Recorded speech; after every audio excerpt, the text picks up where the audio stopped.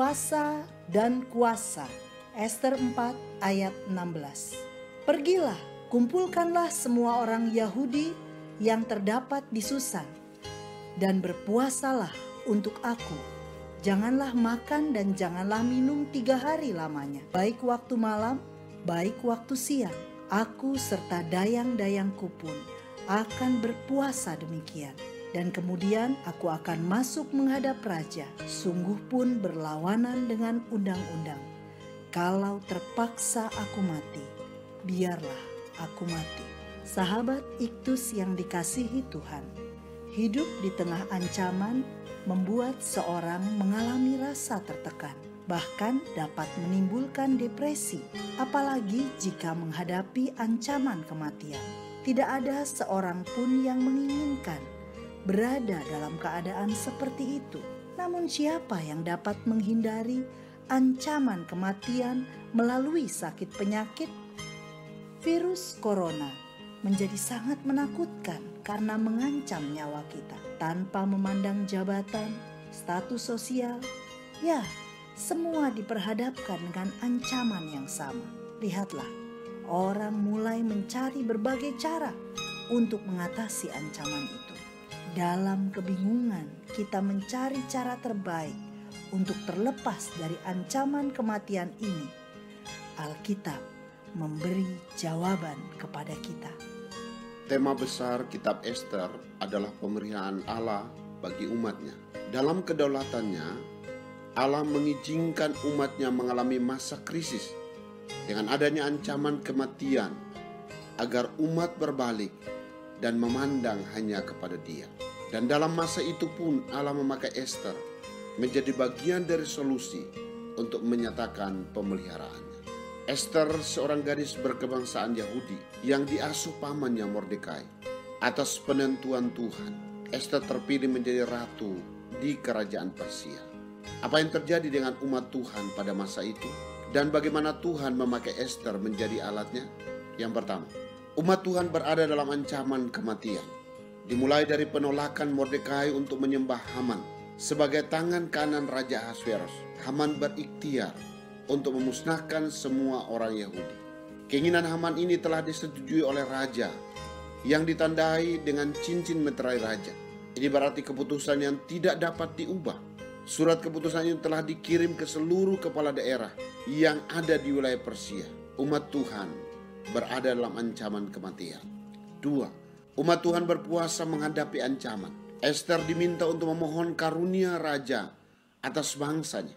Ini sangat berisiko, karena siapa yang menghadap raja tanpa dipanggil berlaku hukuman mati. Ester mengerti rencana Tuhan baginya melalui pernyataan Mordekai. Mungkin justru untuk saat yang seperti ini engkau beroleh kedudukan sebagai ratu. Perkataan iman yang disampaikannya, kalau terpaksa aku mati, biarlah aku mati. Ester meminta semua orang Yahudi berpuasa selama 3 hari. Ia menepis kenyamanan dirinya sebagai ratu dan menghadap raja demi keselamatan bangsanya.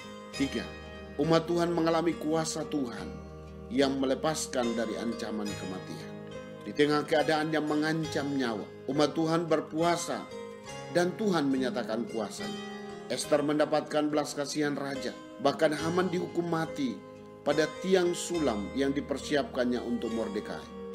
Raja Ahasveros mengizinkan umat Tuhan mempertahankan nyawanya sehingga mereka tetap hidup dan memperoleh kemenangan yang luar biasa. Melalui Ester, kehidupan umat Tuhan terpelihara.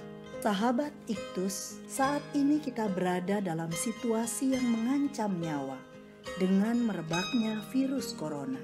Semua cara ditempuh agar terlepas dari ancaman ini. Namun hasilnya satu-satunya cara hanyalah dengan merendahkan diri di hadapannya. Umat Tuhan harus mengambil waktu berdoa dan berpuasa agar Tuhan menyatakan kuasanya memberhentikan penyebaran virus ini. Berpuasa berarti saya menyerahkan diri sepenuhnya kepada Tuhan. Saya mempercayai Tuhan yang mengendalikan kehidupan dan sanggup memelihara hidup saya. Puasa dapat dilakukan dengan menghindari semua kesibukan yang lain dan hanya memandang kepada Tuhan untuk memohon belas kasihan-Nya. Saat umat Tuhan berpuasa, maka kuasa Tuhan dinyatakan di tengah bangsa ini, bahkan di tengah dunia ini. Ia memiliki solusi terbaik dan saya menyadari bahwa saya adalah bagian dari solusi itu. Sahabat Iktus yang dikasihi Tuhan, apa yang mengancam hidup saya saat ini? Sudahkah saya mengambil waktu berdoa sungguh-sungguh, bahkan berpuasa untuk melihat kuasa Tuhan dinyatakan di tengah-tengah bangsa ini? Dalam hal apa saya sedia dipakai Tuhan menjadi alatnya di tengah ancaman bagi Indonesia?